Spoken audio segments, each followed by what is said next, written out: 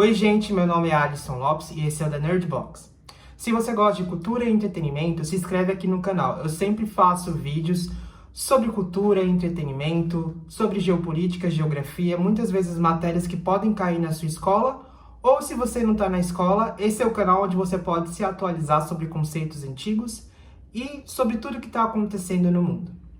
Eu sugiro que vocês fiquem até o final desse vídeo, porque no final eu vou fazer uma linha do tempo dos acontecimentos do conteúdo de hoje. Gente, hoje a gente vai falar sobre a independência dos Estados Unidos, ou, como era chamado antes, as 13 colônias. Mas o que foram as 13 colônias? Gente, antes de tudo, lá no século XV, no século XVI, começaram os descobrimentos da América. Ou seja, os países da Europa, principalmente Espanha e Portugal, enviavam grandes caravelas e barcos que eram considerados para aquela época de última geração. Essas grandes embarcações eram cheias de pessoas, soldados, que traziam grandes comitivas, e eles estavam dispostos a descobrir e a colonizar e a povoar terras novas, explorar riquezas. Basicamente, todos os países da América Latina, que foram colonizados por Espanha, Portugal e até a própria França mesmo, como a Guiana Francesa, foram colônias de exploração. Portanto, esses países são considerados subdesenvolvidos. Por que subdesenvolvidos? Todas as colônias de exploração, elas eram, como o próprio nome diz, para explorar as riquezas, tudo aquilo que aquela terra poderia contribuir com a metrópole, ou seja, todas as riquezas como ouro, minerais, até mesmo frutas iam ser levados para a metrópole. A metrópole, no caso, são os países que colonizaram essas terras. E com os países da América Latina foi assim, com exceção dos Estados Unidos e do Canadá. Foram colonizados pela Inglaterra. Nesse período, era o apogeu da Reforma Protestante, e muitas pessoas que se diziam puritanas na Inglaterra, que eram pessoas extremamente religiosas, começaram a ser perseguidas. Então, foi aí que eles decidiram entrar nos barcos e rumar para a América. E é aí aonde começa a colonização dos Estados Unidos. Ela começou com pequenas vilas, que eles chamavam de fortes, e esses fortes eram murados. E lá eles criavam pequenas vilas de ingleses.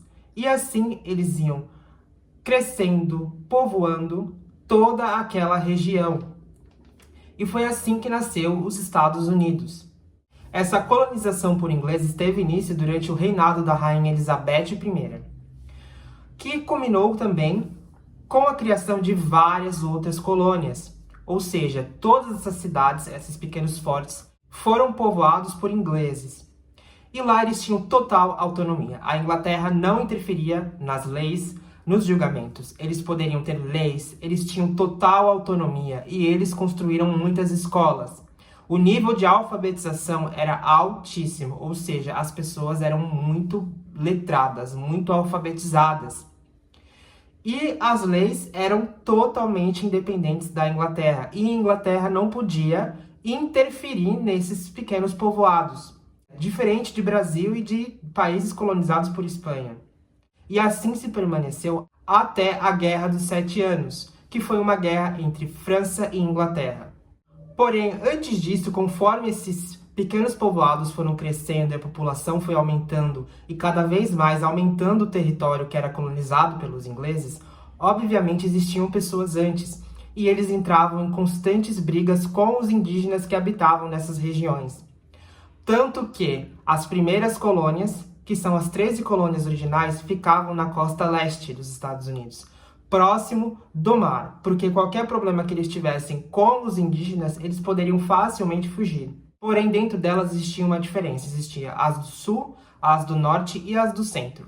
As do norte eram totalmente para a colonização de subsistência, ou seja, tudo que era produzido era comercializado internamente. Já as do sul, elas eram para exportação, assim como as do Brasil. E assim eles vendiam pro exterior e ganhavam muito dinheiro. Obviamente, toda essa economia girava na mão de obra escrava, nas colônias do sul. As colônias do centro, elas eram uma mistura das do norte com as do sul. Elas estavam ali no meio entre as duas. E assim se manteve.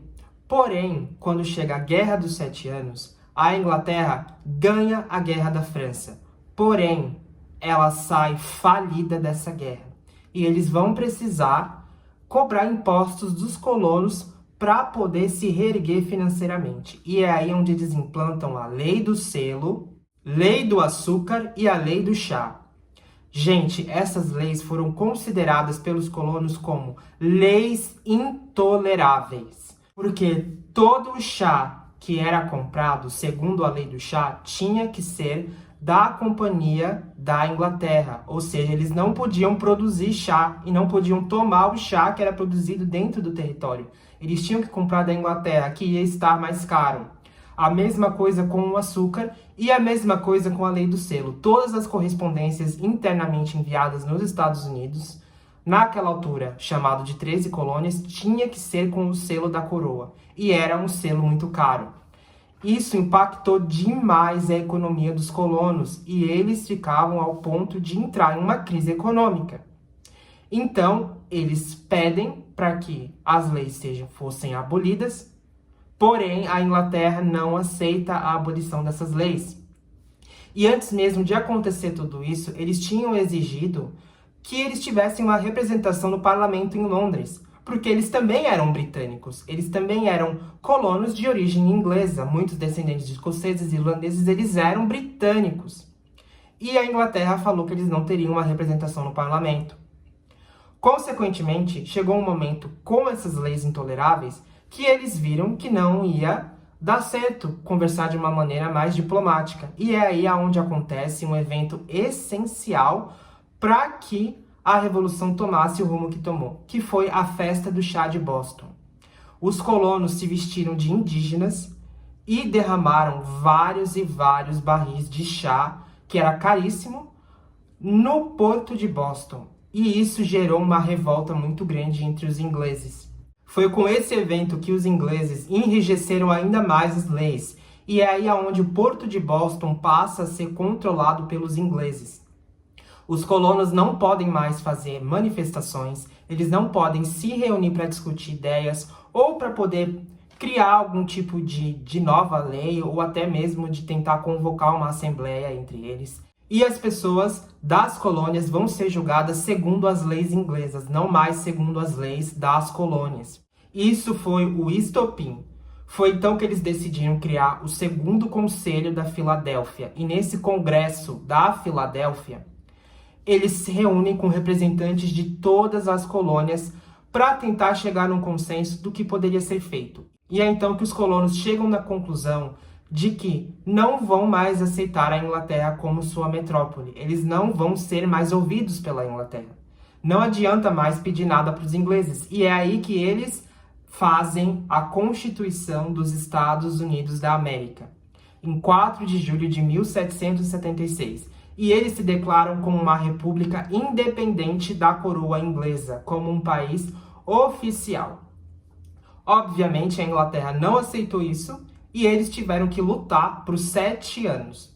Foram 7 anos de constantes guerras, muitas dessas guerras vencidas pelos ingleses, porém, no final, os colonos saem vitoriosos, até porque eles tiveram a ajuda da França. A França ajudou os colonos porque eles estavam com um pouquinho de ranço da Inglaterra, até porque eles estavam um pouco ressentidos por conta da Guerra dos 100 Anos. Então eles decidiram ajudar os colonos ingleses que viviam nos Estados Unidos.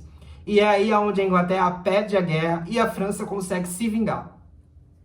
Nisso, as colônias passam a ser livres e é declarado a independência total dos Estados Unidos. E foi então que eles conseguiram se tornar o primeiro estado independente na América, no continente americano. Gente, agora vamos para a linha do tempo. Tá, primeira parte. Entenda o contexto em que a Europa vivia antes da colonização dos Estados Unidos. Qual era o contexto? A Reforma Protestante, perseguição dos puritanos e dos protestantes na Inglaterra. Então, o que eles fazem? Eles partem em barcos para os Estados Unidos, que não era nem chamado assim na época. E assim, eles constroem as primeiras colônias. Inicialmente são pequenos fortes, pequenas vilas e povoados. E lá esses ingleses começam a se reproduzir e criar escolas, pequenas cidades, e assim as colônias vão se desenvolvendo. Com o tempo, essas colônias passam a ter total autonomia, total jurisdição e elas podem se autogovernar, contanto que paguem os impostos, que era o que acontecia. Contanto, depois da Guerra dos 7 Anos, a Inglaterra sai falida. Com essa falência, a Inglaterra começa a colocar impostos altíssimos. As 3 leis principais foram a lei do açúcar, a lei do selo e a lei do chá. Essas leis são levadas pelos colonos como leis intoleráveis. E essas leis intoleráveis fazem com que os colonos façam o que ficou conhecido como a Festa do Chá de Boston. A Festa do Chá de Boston foi um movimento onde os colonos ingleses que viviam nos Estados Unidos jogaram toda a produção de chá no porto de Boston. Ou seja, eles jogaram tudo no mar. A Inglaterra ficou extremamente possessa. E aí é onde eles começam a pôr represálias ainda maiores nos colonos. Dentre essas represálias estão: não podem manifestar, o controle do porto de Boston vai ficar sobre os ingleses, eles não podem mais fazer reuniões e não serão julgados conforme as leis das colônias, mas sim conforme as leis da Inglaterra. Devido a essa represália absurda por parte da Inglaterra, os colonos se reúnem e fazem o segundo Congresso da Filadélfia. O segundo Congresso da Filadélfia, ele foi um congresso aonde foi estabelecido que a Inglaterra não iria mais ceder mais as pressões dos colonos. Eles não poderiam mais trabalhar junto com a Inglaterra. Então eles declaram a independência dos Estados Unidos. Foi no dia 4 de julho de 1776. Depois disso, seguiram 7 anos de guerra e, em 1783, a Inglaterra reconhece os Estados Unidos como um país independente. E é aí onde eles se tornam o primeiro Estado moderno e independente no continente americano. Gente, esse foi mais um História em 10 Minutos. Eu espero que vocês tenham gostado. Qualquer crítica eu peço que vocês coloquem nos comentários, contanto que seja uma crítica construtiva e que me ajude a melhorar cada vez mais. Eu peço que vocês deem like e também peço que vocês comentem o máximo que vocês possam nesse vídeo para poder ajudar no meu engajamento e para poder me ajudar o meu trabalho e a trazer cada vez mais vídeos para vocês explicando esse tipo de conteúdo. Muito obrigado e até a próxima!